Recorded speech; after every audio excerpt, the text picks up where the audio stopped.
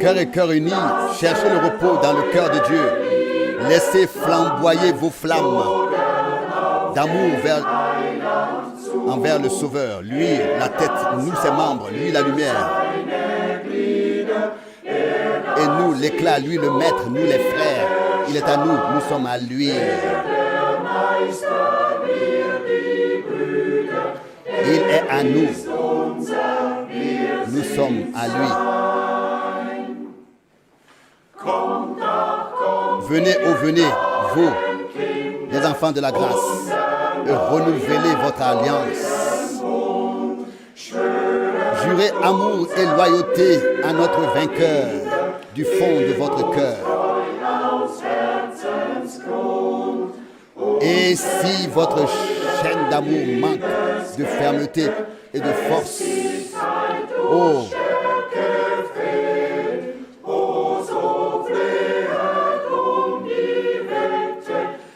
priez avec ardeur, rivalisez jusqu'à ce que Jésus la raffermisse à nouveau. Oh, toi, notre bien-aimé ami, unis ton troupeau qui t'est consacré, afin qu'il le pense aussi chaleureusement que c'était ta dernière prière, ta dernière volonté. Oui, unis dans la vérité que tu es toi-même de nature. Tout ce qui est éclairé et illuminé par ta clarté. Et que tout soit bien éclairé par ta clarté. L'amour, c'est ce que tu as ordonné qu'on le pratique. L'amour. Oh, donne la vie aux esprits morts et paresseux. Allume la flamme de l'amour afin que chacun puisse voir. Nous, en tant que membres d'une même tribu, nous représentons également un seul homme. Soyons unis comme tu l'es avec le Père, jusqu'à ce que déjà ici sur cette terre, il n'y ait plus de liens séparés, il n'y ait plus de membres séparés. Et notre lumière tire son éclat de ta lumière. Ainsi le monde reconnaîtra que nous sommes tes disciples.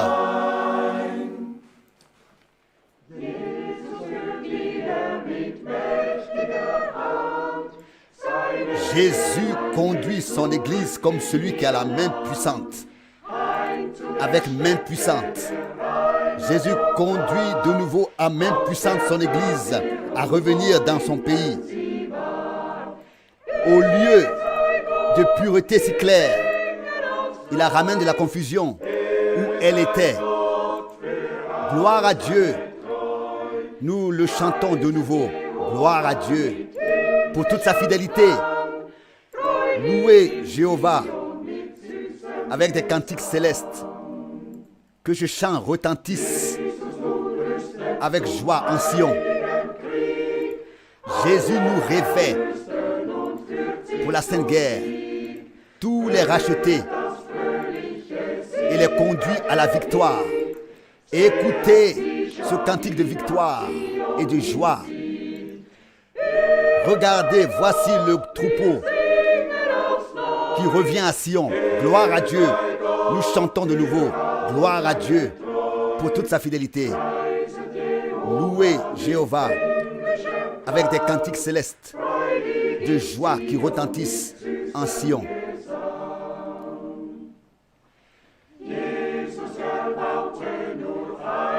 Jésus ne bâtit qu'une seule église, parfaite, irréprochable et sainte et pure. Jésus ne bâtissait qu'une seule église, parfaite, irréprochable, sainte et pure. Mais par la puissance destructrice de l'ennemi, elle est allée dans les ténèbres et la nuit sombre. Gloire à Dieu. Nous chantons de nouveau. Gloire à Dieu pour sa fidélité. Louez Jéhovah avec des cantiques célestes qui retentissent avec joie en Sion.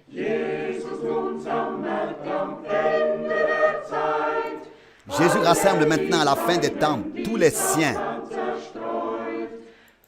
que Satan a dispersés. Joyeusement, il retourne. Donc joyeux, il retourne à Sion, où les attend un bonheur éternel. Gloire à Dieu. Nous le chantons de nouveau. Gloire à Dieu pour toute sa fidélité. Louez Jéhovah avec des cantiques célestes. Joyeux à Sion, que ces cantiques retentissent. Gloire à Dieu. Nous le chantons de nouveau. Gloire à Dieu pour toute sa fidélité.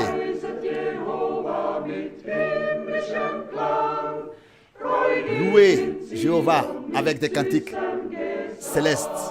Que ces cantiques joyeux retentissent en Sion. Chers frères et sœurs dans le Seigneur,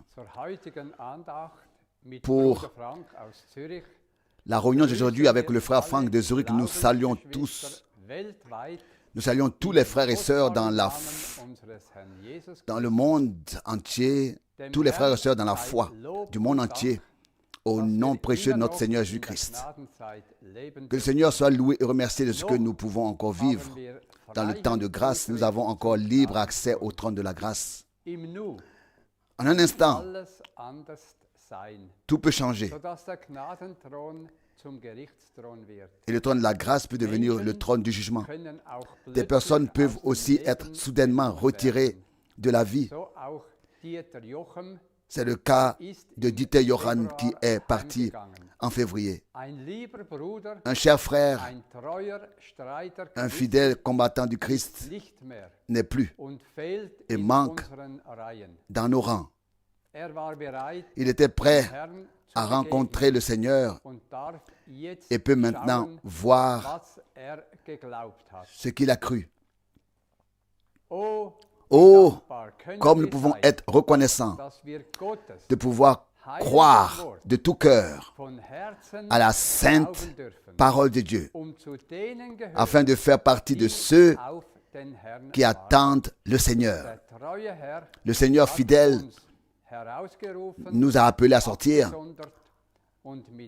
nous a mis à part et avec son aide, nous pouvons maintenant vivre la préparation et l'achèvement. Puisse ce jour servir à ce que, sous le coup de sa parole, nous avancions avec sa bénédiction et sa grâce et parvenions à la pleine maturité. Nous voulons aujourd'hui, dans la foi, regarder uniquement Jésus et la rédemption accomplie, afin d'être entièrement vivifiés, fortifiés et bénis. Nous voulons voir aujourd'hui le bras de Dieu révélé, manifesté, car il est toujours le même. Que la grâce de Dieu et sa paix, qui est supérieure à toute raison, soit avec nous tous aujourd'hui d'une manière particulière. Avant la prière, je voudrais lire une parole de Jacques 5. Jacques, chapitre 5. Je lis les versets 7 à 20. Soyez donc patients et persévérez donc avec constance, frères, jusqu'au retour du Seigneur. Voici le laboureur attend le précieux fruit de la terre prenant patience à son égard jusqu'à ce qu'il ait reçu les pluies de la première et de l'arrière-saison.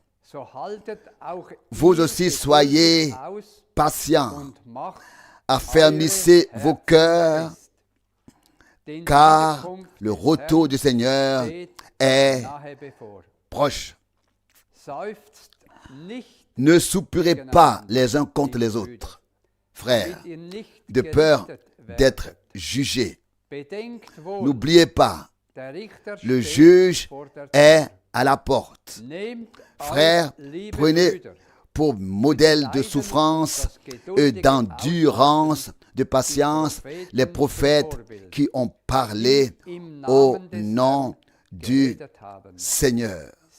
Voici, nous appelons bénis ceux qui ont enduré patiemment. Vous avez entendu parler de l'endurance inébranlable de Job et de l'issue que le Seigneur lui a préparée. Sachez par là que le Seigneur est riche en compassion et plein de miséricorde. Avant tout, mes frères, ne jurez ni par le ciel, ni par la terre, ni par aucun autre serment, mais que votre oui soit oui et votre non soit et votre non non, afin que vous ne tombiez pas sous le coup du jugement. Si quelqu'un parmi vous souffre, qu'il prie. Si quelqu'un va bien, qu'il chante des cantiques, des louanges, qu'il chante des louanges. Si quelqu'un parmi vous est malade, qu'il fasse venir auprès de lui les anciens de l'Église, qui prieront sur lui après l'avoir oint d'huile au nom du Seigneur. Alors la prière de la foi sauvera le malade et le Seigneur le relèvera. Et s'il a commis des péchés, il lui sera pardonné. Confessez donc vos péchés les uns aux autres et priez les uns pour les autres afin d'obtenir la guérison. La prière d'un juste possède une grande puissance si elle est sérieuse. Élie était un homme de la foi. Élie était un homme de la même espèce que nous et il priait avec ferveur pour qu'il ne pleuve pas. Et pendant 3 ans et demi, il ne tomba point de pluie sur la terre, sur le pays. Puis il pria de nouveau. Alors le ciel donna de nouveau de la pluie et la terre fit germer son fruit. Mes frères, si quelqu'un parmi vous s'est égaré loin de la vérité et qu'un autre l'y ramène, qu'il sache que celui qui me ramènera un pécheur de la voie où il s'était égaré sauvera une âme de la mort et couvrira une multitude de péchés. Jusqu'ici, cette parole précieuse et sainte. Dans cette précieuse parole, nous avons un véritable fondement pour la vérité de la guérison. Dieu guérit de 2 manières. Au verset 15, il est écrit, alors la prière de la foi sauvera le malade et le Seigneur le relèvera. Et s'il a commis des péchés, il lui sera pardonné. Le Seigneur est si fidèle et qu'il a fait pour nous tout ce qu'il pouvait faire. Jésus est vainqueur. Prions donc.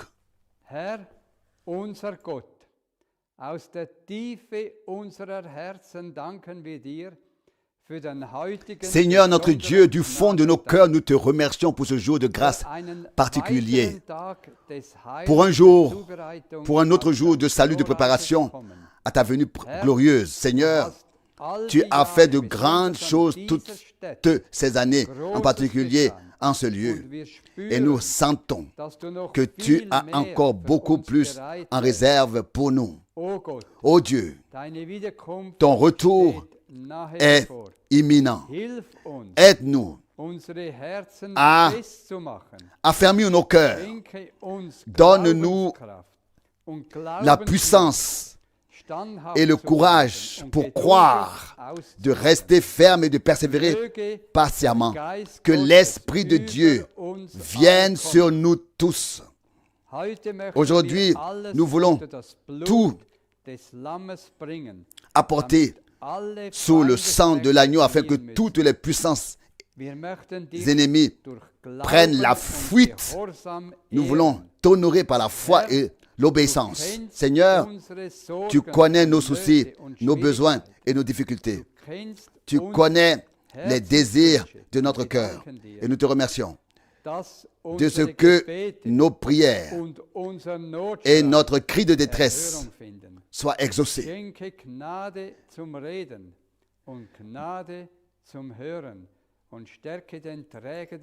Donne la grâce de parler et la grâce d'écouter et fortifie le porteur de la parole, ton fidèle serviteur, notre bien-aimé frère Franck. Bénis-nous ensemble de la richesse de ta grâce au-dessus de toute demande de compréhension. Qu'aujourd'hui, une foi biblique émerge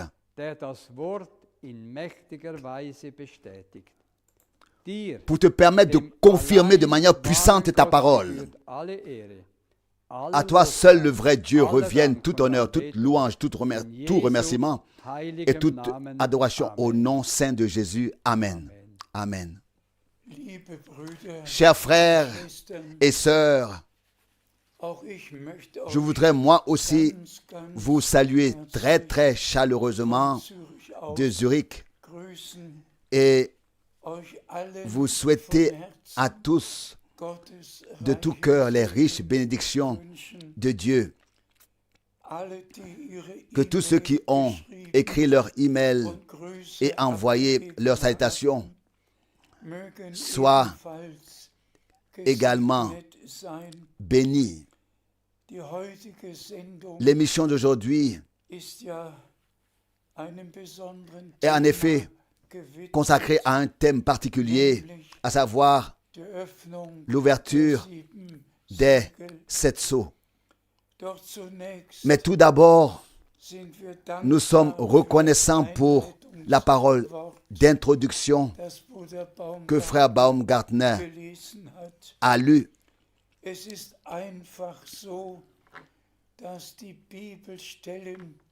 Il se trouve simplement que les passages bibliques qui parlent du retour de Jésus-Christ sont les plus importants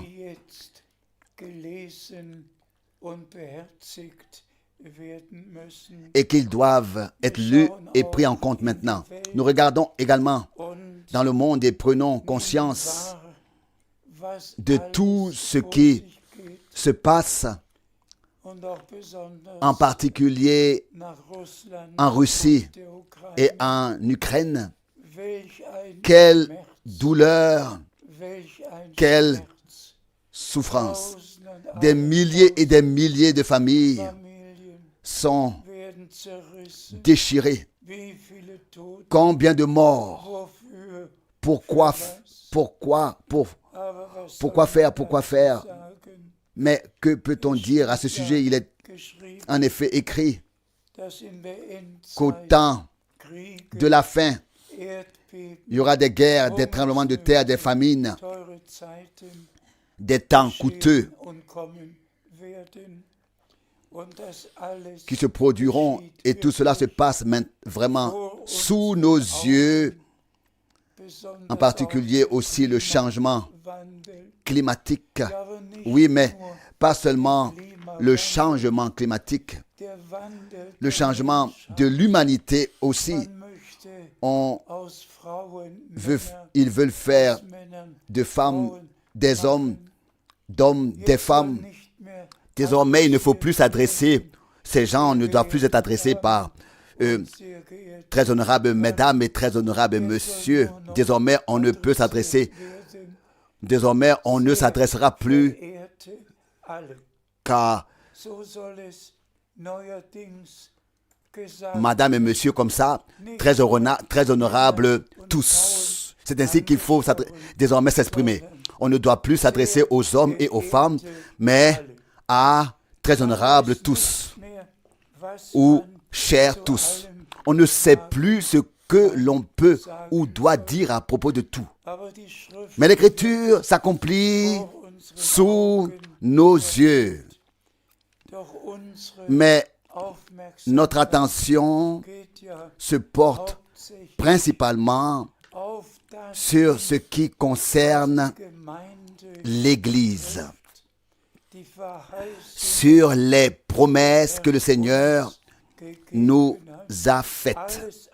Nous percevons tout le reste et pouvons confirmer et dire aujourd'hui, cette écriture, aujourd'hui, tout ce que le Seigneur a prédit est accompli.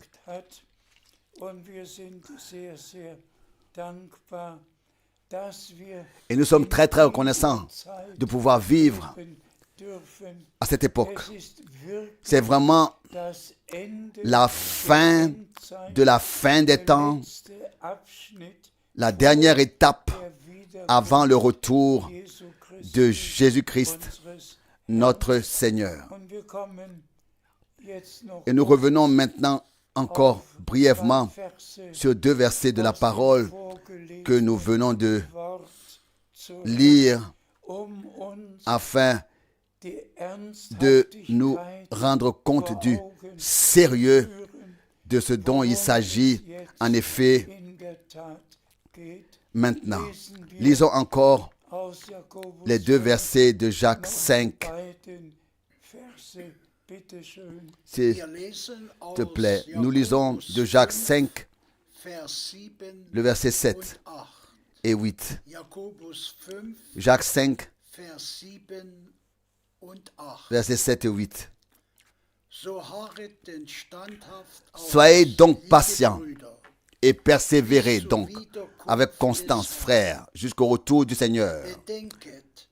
Voici, le laboureur attend le précieux fruit de la terre, prenant patience à son égard jusqu'à ce qu'il ait reçu les pluies de la première et de l'arrière-saison.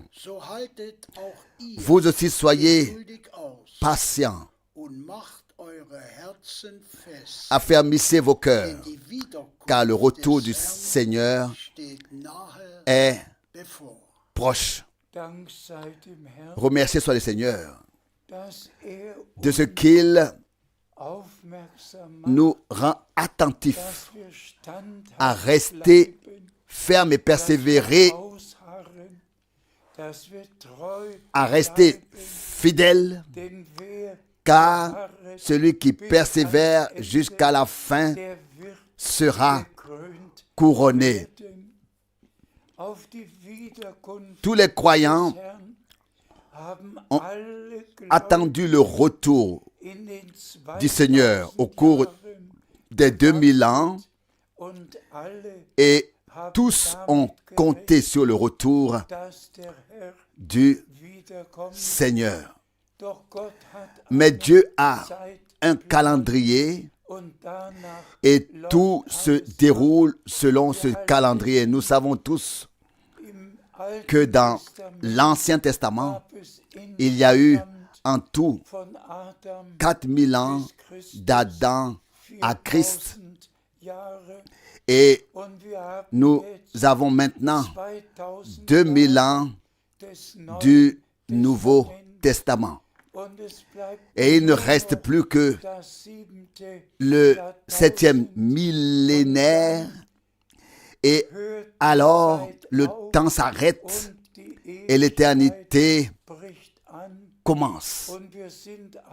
Et nous sommes simplement tellement reconnaissants que le Dieu fidèle ait envoyé son serviteur et prophète avant le dernier millénaire, avant le jour du Seigneur, pour nous donner le dernier message. Et c'est le message original de la parole de Dieu. Tout comme le premier message était, ainsi le dernier doit être le même. Et comme au début, les enseignements bibliques, au commencement, les enseignements bibliques ont été annoncés, ils doivent être annoncés à la fin à 100% comme au commencement.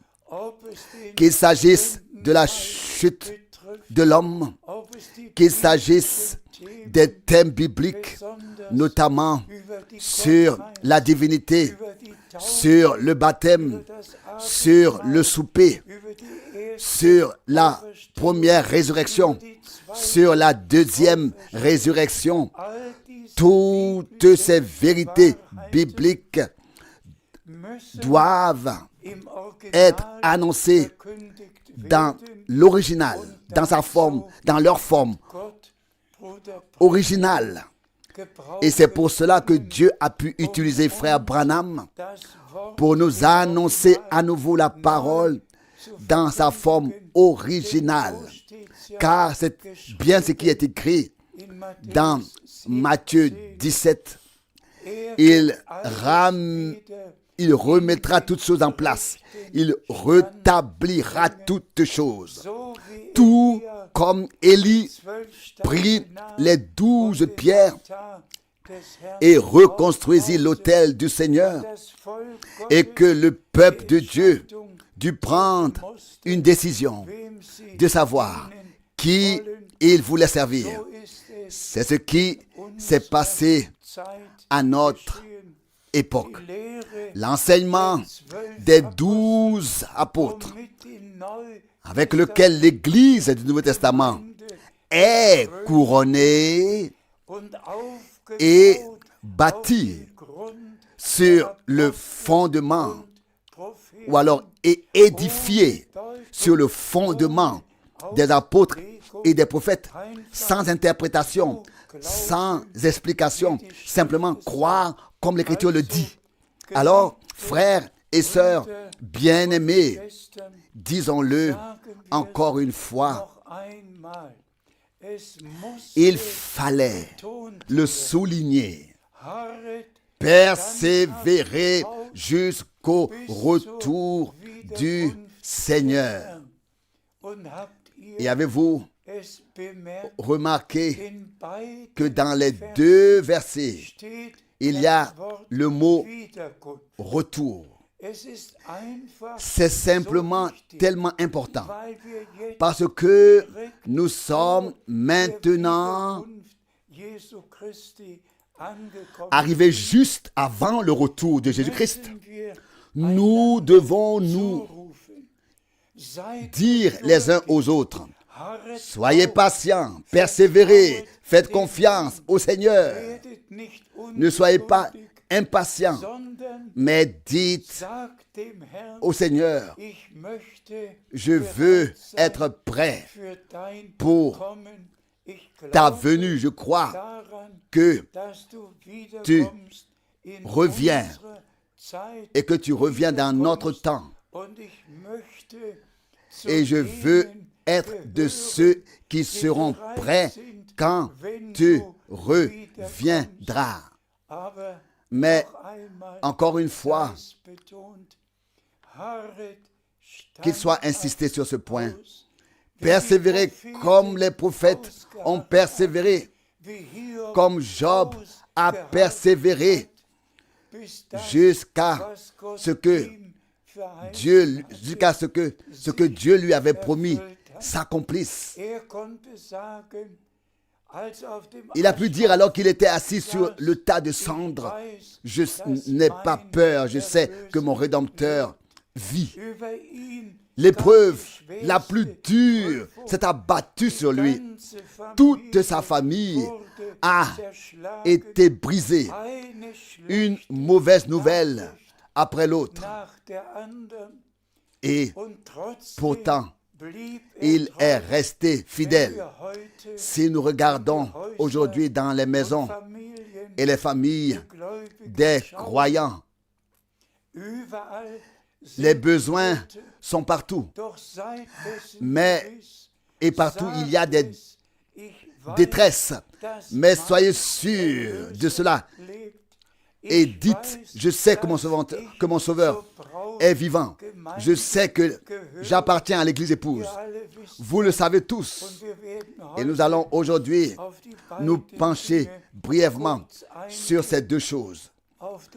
Sur le 11 juin 1933, puis sur mars 1963. Le Seigneur a vraiment donné la grâce. Et quand on pense que 90 ans, 90 ans se seront écoulés en juin, quand le Seigneur a donné à Frère Branham l'ordre, le mandat d'apporter le message qui devait précéder et qui a précédé la seconde venue de Christ, et qu'on pense alors à la façon dont il lui a été dit le 28 février 1963, depuis la nuée surnaturelle, retourne à Jeffersonville, car le temps d'ouvrir les 7 sceaux est venu. Mais lisons encore les versets, s'il te plaît. Nous lisons de Zacharie 10, verset 1. Zacharie 10, verset 1. Zacharie 10, verset 1. Demandez à l'Éternel la pluie dans le temps de la pluie de l'arrière-saison et de la pluie de l'avant-saison.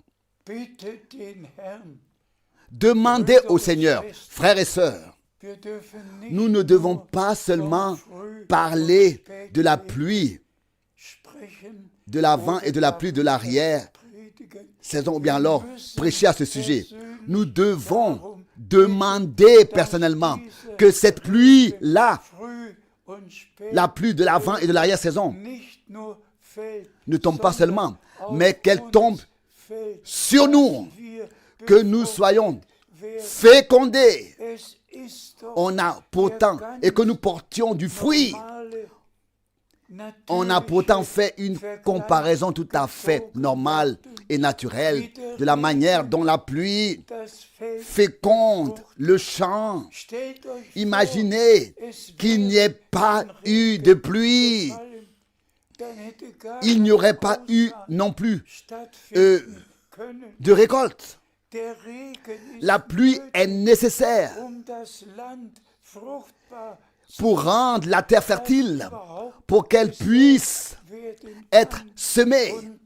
C'est pourquoi la pluie tardive, la pluie de l'avant et de l'arrière-saison doivent tomber et le sol doit être préparé dans nos cœurs afin que la parole puisse tomber sur un sol sur lequel la pluie de l'avant et de l'arrière-saison tombe.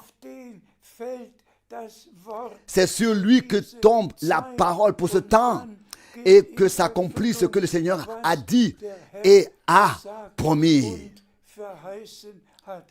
Donc, ne pas seulement parler de la pluie, de l'avant et de l'arrière-saison, mais il est écrit ici de demander. Tombe sur moi, Seigneur, bénis-moi de la bénédiction, de la pluie, de l'avant et de l'arrière-saison.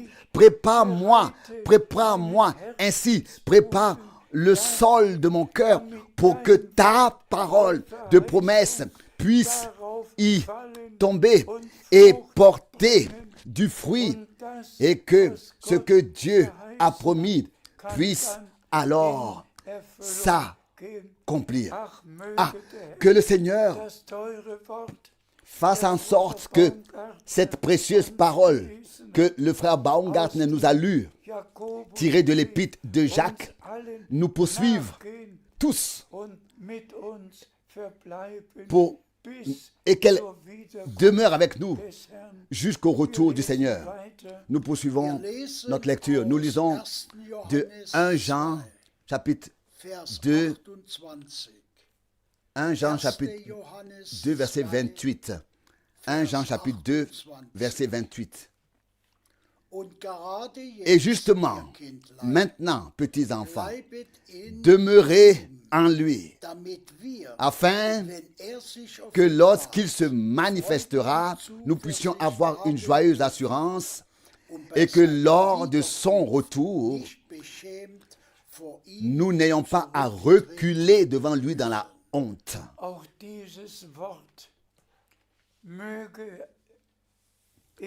Que cette parole aussi tombe dans tous les cœurs. C'est de nous qu'il s'agit aujourd'hui. C'est à nous que le Seigneur s'adresse personnellement, afin que nous ne passions pas à côté de ce qui doit arriver maintenant et qui est déjà en cours. Car nous avons entendu le dernier message et nous croyons de tout notre cœur, mais nous devons vraiment être avec tout le sérieux, être dans ce que, donc être sérieux dans tout dans ce que nous faisons. Ne pas seulement penser à une réunion en passant, mais profiter des réunions où la parole de Dieu est annoncée, afin de vivre notre préparation sous l'écoute de la parole, sous l'inspiration du Saint-Esprit, et qu'aucun d'entre nous ne sévère être resté. Oh, merci à Dieu. Merci du fond du cœur que sa parole accomplisse en nous. C'est pourquoi Dieu l'a envoyé. S'il te plaît. Nous lisons Philippiens 1, le verset 6. Philippiens 1, le verset 6. C'est pourquoi aussi j'ai la ferme assurance que celui qui a commencé cette bonne œuvre en vous l'achèvera aussi jusqu'au jour de Jésus-Christ. Amen. Frères et sœurs bien-aimés, c'est exactement cette parole que je peux aussi dire avec conviction, que tous ceux qui croient maintenant de tout cœur que Dieu a envoyé Frère Branham comme le prophète promis et qu'il nous a apporté à nouveau le message divin, que tous ceux en qui Dieu a pu commencer son œuvre, en cela Dieu l'achèvera aussi au jour glorieux du retour de Jésus-Christ. Et nous sommes reconnaissants. Et un autre verset vient s'y ajouter, s'il te plaît. Philippiens 1, verset 10. Pour examiner ce qui est juste dans chaque cas, afin que pour le jour du Christ, vous soyez purs et sans reproche. Pour le jour de Christ, soyez purs et sans reproche. Frères et sœurs, l'Église épouse est lavé dans le sang de l'agneau, purifié dans la parole de Dieu, totalement racheté, totalement libéré, délivré, totalement consacré à Dieu, sans tache, sans ride, sanctifié dans la parole de vérité. Et nous sommes reconnaissants à Dieu de ce que chaque fois qu'il est question ici du jour de Christ, lorsqu'il reviendra pour prendre les siens à la maison, que nous soyons alors en toutes choses trouvés vraiment dans la volonté de Dieu, dans la foi, dans l'obéissance. Et comme nous ne savons pas quand est-ce que ce moment arrivera, soyons alors prêts chaque jour, chaque heure, pour que lorsque le Seigneur reviendra, nous soyons prêts à entrer avec lui dans la gloire. Je répète ce qui a été lu. Moi aussi, je suis convaincu. Moi aussi, je suis convaincu que le Seigneur Dieu a commencé son œuvre en toi et en moi, en nous tous, qui croyons en ses promesses et participons à ce qu'il fait actuellement. Lui qui nous a appelés, qui nous a fait grâce, qui nous a donné la révélation, qui a commencé son œuvre en nous. Il l'achèvera au jour de sa venue. Et nous comparaîtrons devant lui. Que Dieu soit remercié sans reproche. Alléluia. Loué soit le nom du Seigneur, s'il te plaît. Nous lisons Apocalypse 5, du verset 1 à 5. Apocalypse, chapitre 5, verset 1 à 5. Et je vis dans la main droite de celui qui était assis sur le trône un livre, écrit en dedans et scellé de 7 sceaux au dos.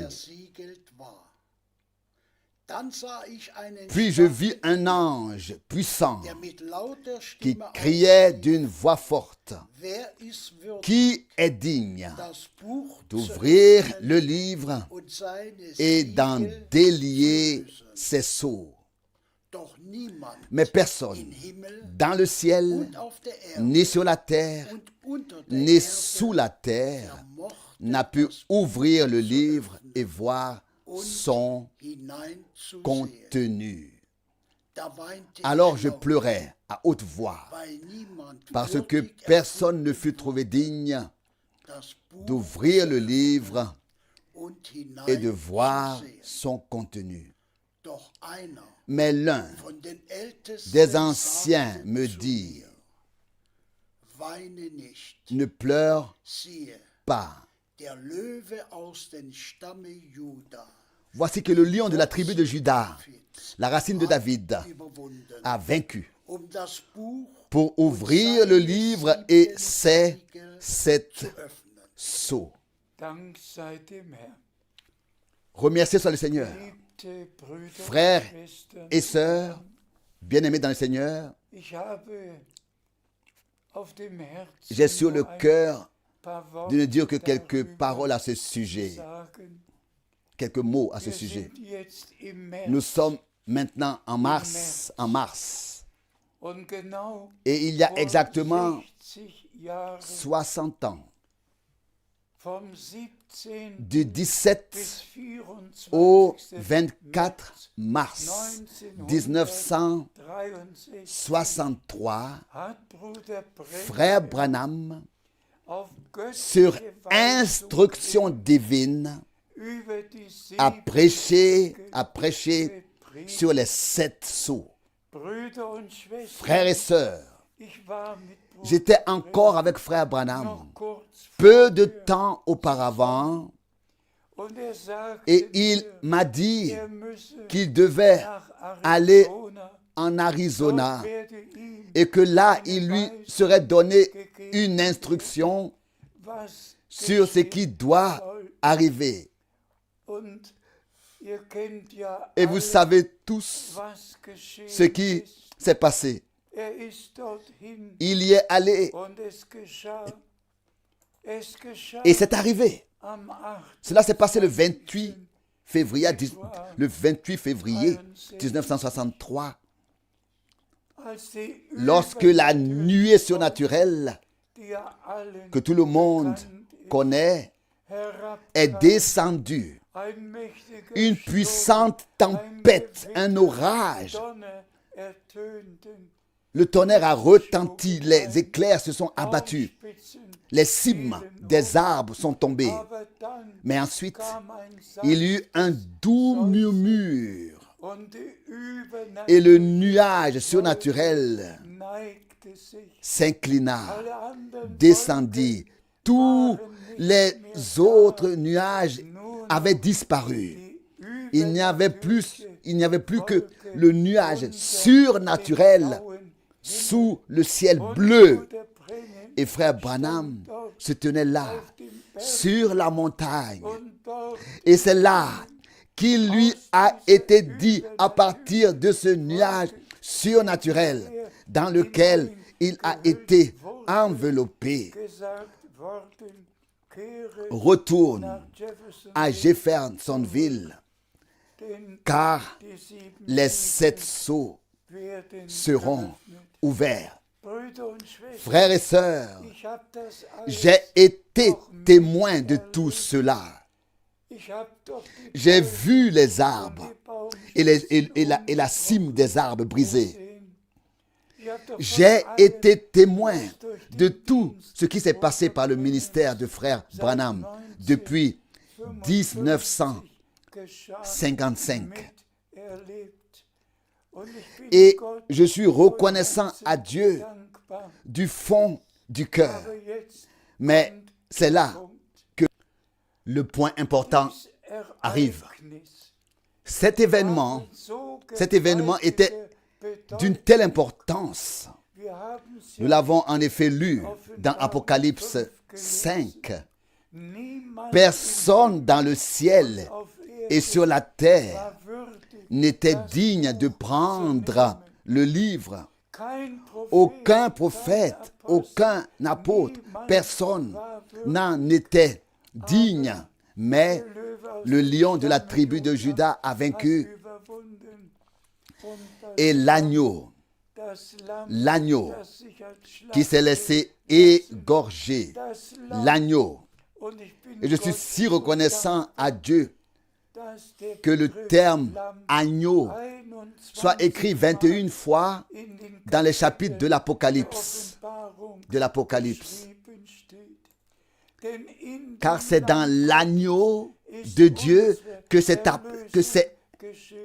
opérée notre rédemption. Comme l'a dit Jean-Baptiste, voici l'agneau de Dieu qui ôte le péché du monde. Le sang de l'agneau de Dieu a coulé pour tous ceux qui ont part à la rédemption.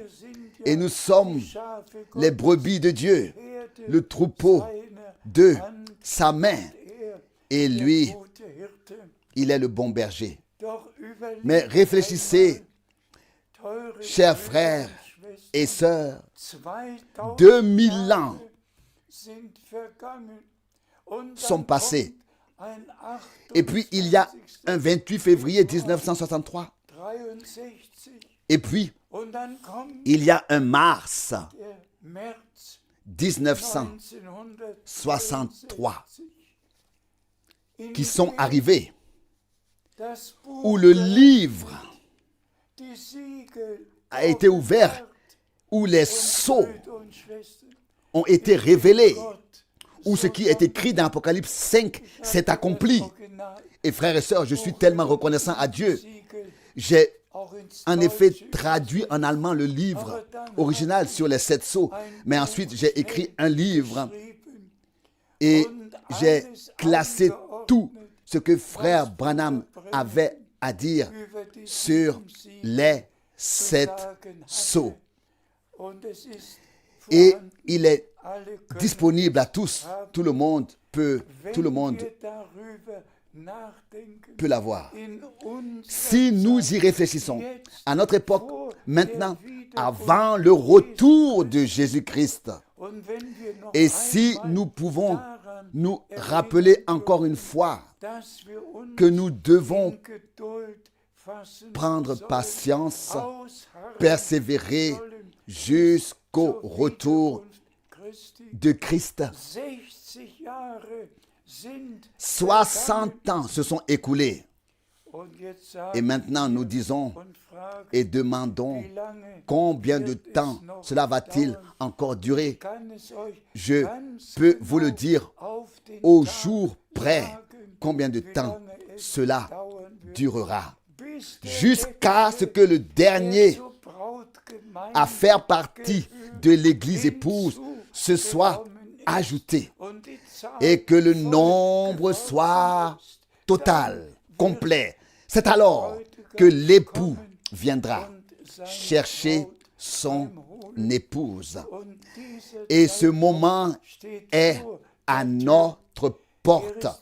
Il est vraiment si proche que nous attendons le retour de notre Seigneur avec crainte et tremblement, mais avec une foi totale dans les promesses de Dieu. Mais voici la question. Avons-nous accepté notre préparation? Avons-nous accepté les corrections? Avons-nous reçu bibliquement l'enseignement sur la divinité? Avons-nous tous, vous savez tous que toute la chrétienté croit en une Trinité, que Dieu existe de toute éternité, en 3 personnes éternelles, en 3 personnes éternelles, et que le Père est éternel, le Fils est éternel, le Saint-Esprit est éternel. Mais tout cela, ce sont des doctrines humaines et pernicieuses. Notre Dieu est unique d'éternité en éternité. Il est constitué d'une seule personne. Et c'est pourquoi il est dit à plusieurs reprises dans la Bible qu'il n'y a qu'un seul Dieu. Qu'il n'y a qu'un seul Dieu. Mais ce Dieu unique, constitué d'une seule personne, s'est révélé pour notre salut en tant que Père dans le ciel. Ensuite, dans son Fils, seul engendré par lui sur la terre. Et ensuite, en nous par le Saint-Esprit. Donc, Dieu au-dessus de nous, Dieu parmi nous ou avec nous, et Dieu en nous. 3 révélations du même Dieu, de la même personne. Et nous sommes reconnaissants du fond du cœur. Dans l'Ancien Testament, aucun prophète, ni aucun homme n'a parlé d'un Fils de Dieu ou d'un Père dans les cieux. En 4000 ans, il n'a été question que de l'éternel Dieu. Et ce bien 6000 fois. Mais Dieu a voulu répéter la chute. Dieu a voulu réparer la chute de l'homme. Ici, nous avons effectivement une comparaison. L'éternel Dieu avait créé Adam à son image. Puis, il avait retiré Ève d'Adam et l'avait amenée à lui en lui disant « Soyez féconds ».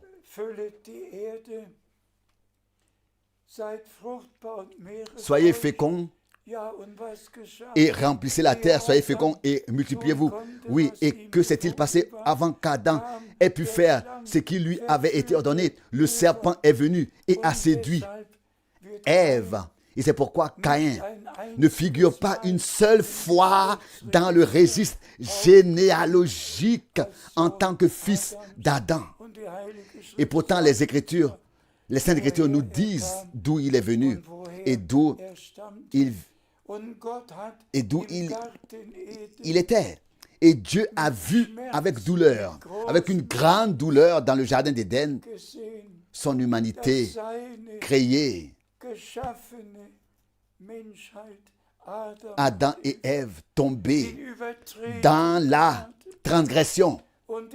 Et toute l'humanité qui l'a suivi ou qui les a suivis a été entraînée dans la mort, précipitée dans la perdition. Et tous ceux qui ont été engendrés naturellement, tous les milliards d'êtres humains qui ont vécu sur terre sont aussi tous morts. Mais tout ce qui importait à Dieu, c'était d'avoir des fils et des filles avec lui pour l'éternité. Et c'est pourquoi il a couvert Marie de son ombre. Et il n'y a pas eu ici de procréation charnelle comme dans le jardin d'Éden. Il s'agissait d'une procréation spirituelle ici. Alors, l'Esprit Saint viendra sur toi, il a été dit, et la puissance du Très-Haut te couvrira de son ombre. Et celui qui naîtra de toi sera appelé Fils de Dieu. Et c'est ainsi que Dieu a fait un nouveau commencement, une nouvelle création pour que tous les fils et toutes les filles de Dieu reçoivent leur rédemption et soient ramenés à Dieu de la chute dans le Fils de Dieu. Et c'est ainsi que le Seigneur Dieu a fait des enfants de Dieu à partir des enfants des hommes. Et nous sommes nés de nouveau par la semence incorruptible de la parole de Dieu, par le Saint-Esprit. Donc Dieu a donc pris un nouveau départ et il a fait un nouveau commencement. Et nous pouvons en faire partie. Et nous devons en faire partie. Et c'est ainsi que nous arrivons à la conclusion. Oh, que Dieu nous bénisse et soit avec nous tous. Oui, que Dieu vous bénisse et soit avec vous tous. Encore une fois, nous saluons tout le monde en particulier. D'ici de Zurich, nous saluons tous les frères servants dans le monde entier. Que la bénédiction du Dieu Tout-Puissant repose sur tous les frères servants. Qu'ils transmettent la nourriture qu'ils ont reçue et distribuent ainsi la parole révélée. Que la bénédiction du Dieu Tout-Puissant vienne sur tous ceux qui ont entendu le dernier appel, l'invitation, qui sont sortis de tout et qui sont entrés dans la parole de la promesse. Que Dieu vous bénisse et soit avec vous tous au nom saint de Jésus. Amen. Amen. Oh,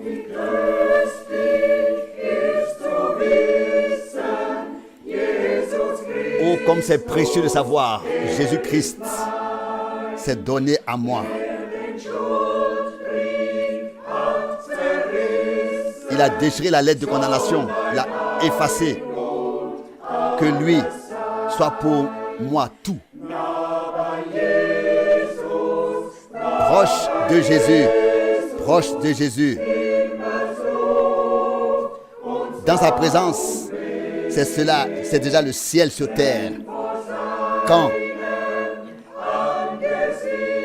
devant sa face, je passe des heures dans la prière.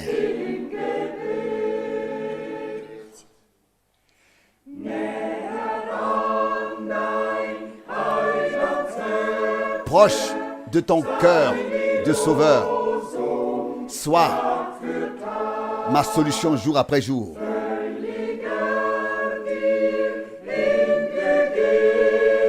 d'être entièrement consacré, quoi qu'arrive. Dans la présence de Jésus. Dans la présence de Jésus. C'est le ciel déjà sur terre. Quand devant sa face, nous persévérons dans la prière.